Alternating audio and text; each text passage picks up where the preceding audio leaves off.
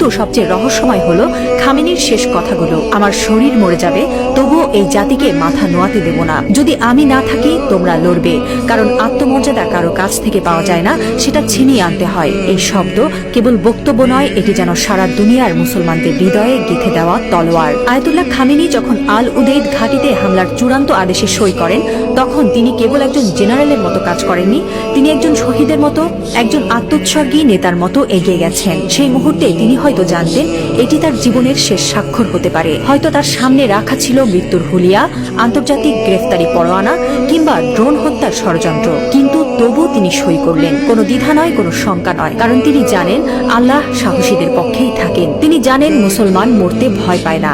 যারা আল্লাহর পক্ষে থাকেন তারা জানে মৃত্যু মানেই পরাজয় নয়, বরং আত্মত্যাগী বিজয়ের শুরু। এই একজন মানুষ এখন আর কেবল ইরানের নেতা নন, তিনি হয়ে উঠছেন সারা বিশ্বের মুসলিম উম্মার প্রতীক। একজন বিশ্বাসী, একজন অটল মুজাহিদ, একজন সাহসী পিতার মতো তিনি বলছেন, আমি থাকি বা না থাকি তোমরা লড়বে। হ্যাঁ মুসলিম উম্মাহ, তোমরা মাথা নিচু করো না। লা ইলাহা ইল্লাল্লাহ, আল্লাহ ছাড়া আর কোনো ইলাহ নেই।